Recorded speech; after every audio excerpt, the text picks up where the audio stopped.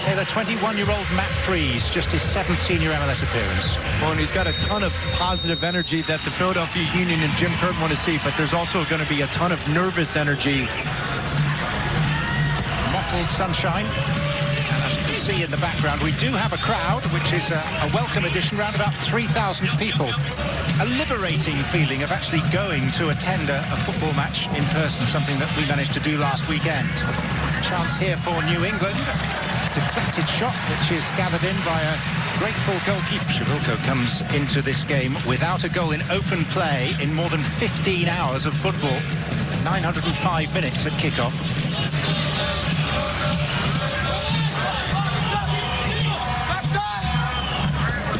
This is Hill.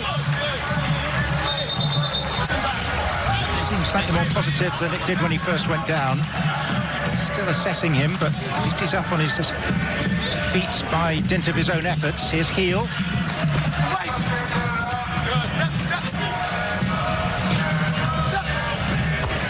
Bunbury. It's a little hesitant. Scott Caldwell. Carlos Heel.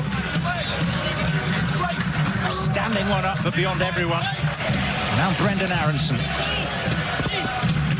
Yeah, but that's good work from Gustavo. Shamira Montero will take this. Goalkeeper did not claim. Here's Shivilko. Scrambled away by Kessler. That's exactly why you saw that. Brandon By.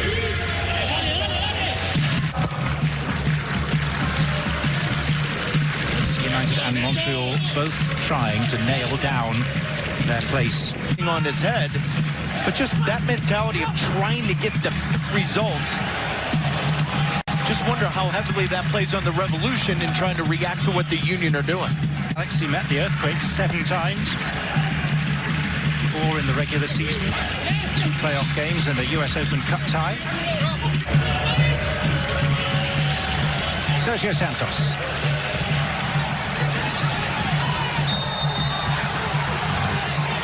Fouled Kessler. Match comments on the pitch to referee Ismail Elfath led to him receiving a red card after the ref's exit at the hands of the Union, and a 3-game ban and a $15,000 fine. Andrew Bedoya.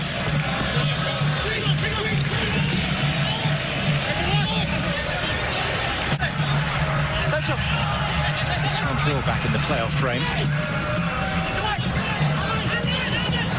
Bedoya. And Gaddis.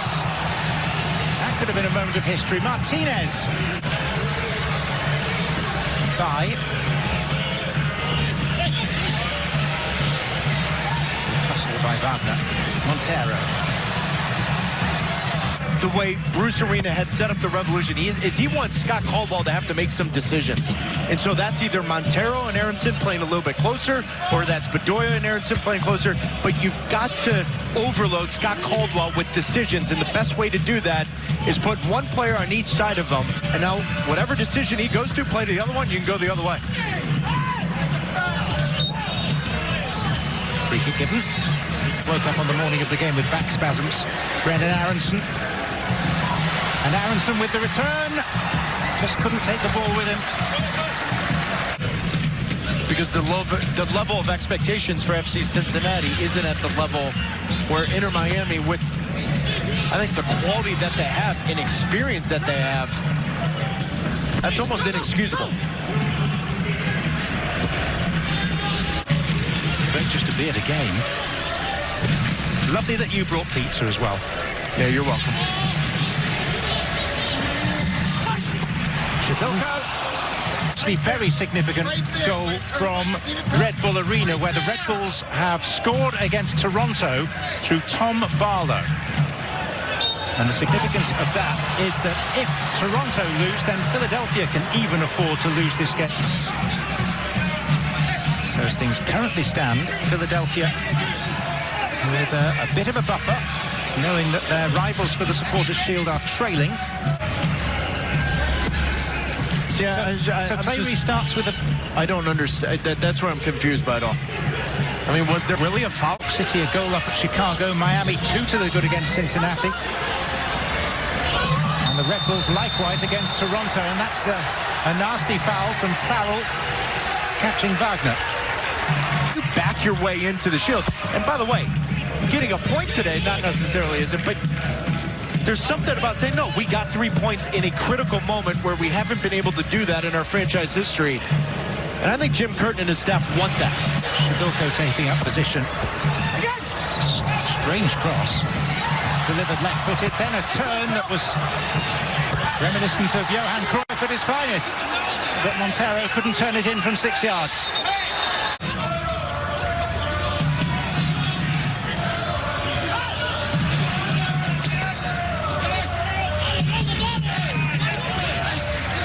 Aronson a little bit more freedom to go find the game, because right now it's been pretty predictable from the young kid, and Scott Caldwell's having an easy afternoon so far.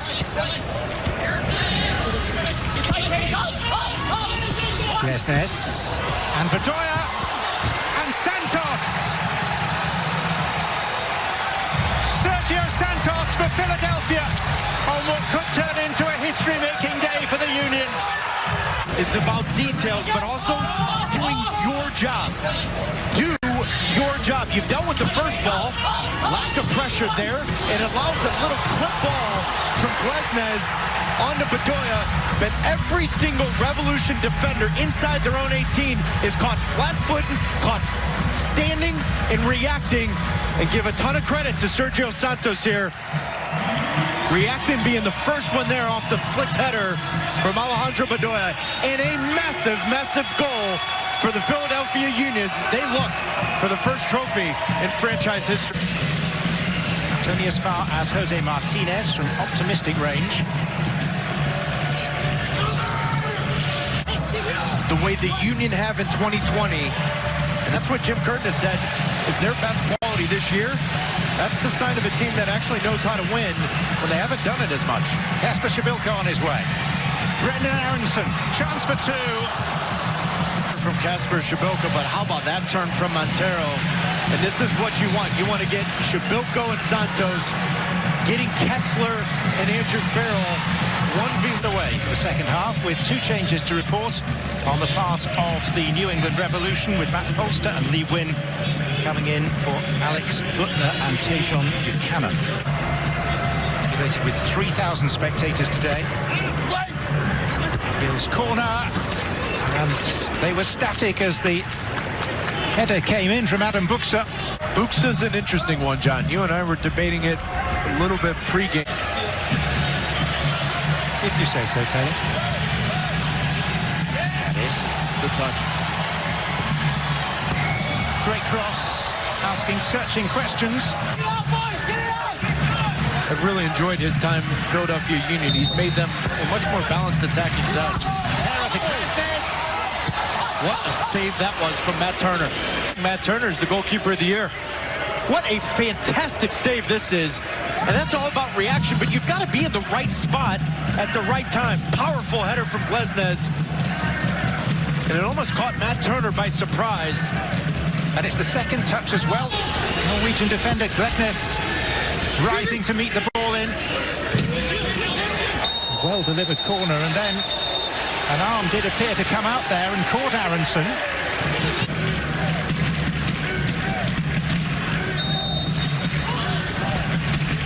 Montero.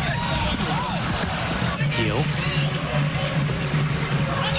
Lovely ball by with a header which I think was a miscue. Either that or he was trying to tee up a teammate rather than going direct. Here's the first substitute sent on by the Union today.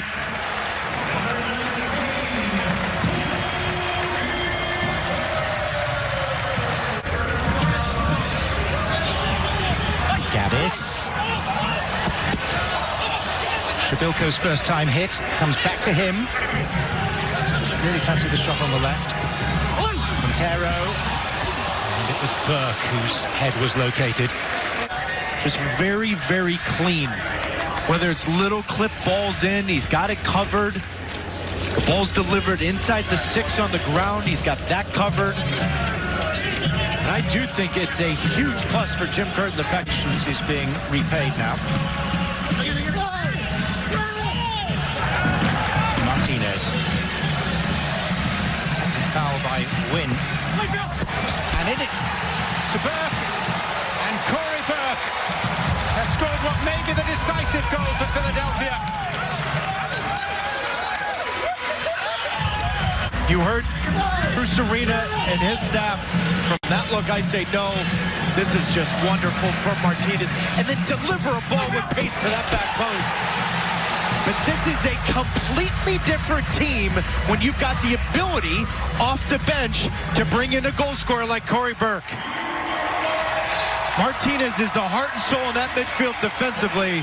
But my word, Jim Curtin has pushed all the right buttons in 2020. Win. See the visible annoyance of Bedoya at Bow going down trying to get a penalty. Oh my word. Nice header.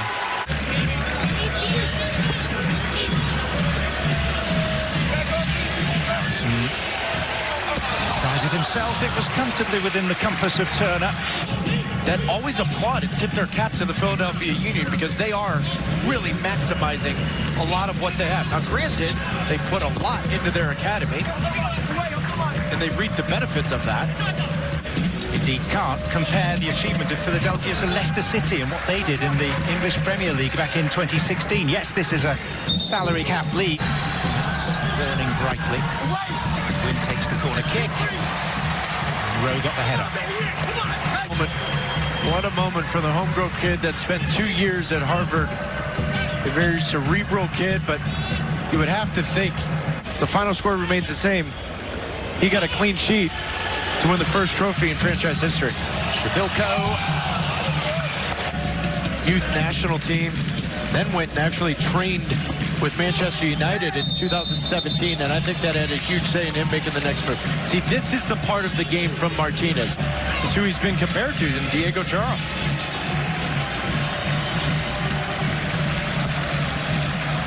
That's Buxa. It's been a frustrating afternoon for the New England Revolution attack, and Adam Buxa, it's been that kind of year. Now, we came into this one in good form with 3 goals in his last 5. Very important factors in the success of this season so far. Bedoya looking for the grand finale. 3 up with him. Kasper Shabilko. And away by Sinovic. Of the need for a trophy cabinet. Seth Sinovic winning a corner. No asterisk for the LA Dodgers. There's no asterisk for the LA Lakers. It is what it is, and nobody will be able to take away the trophy from Jim Curtin and the Philadelphia Union. 25-1 odds to win the Supporters Shield before this season kicked off. In Major League Soccer, the count is complete, and the winner comes from Pennsylvania. It's the Philadelphia Union for the first time in their history.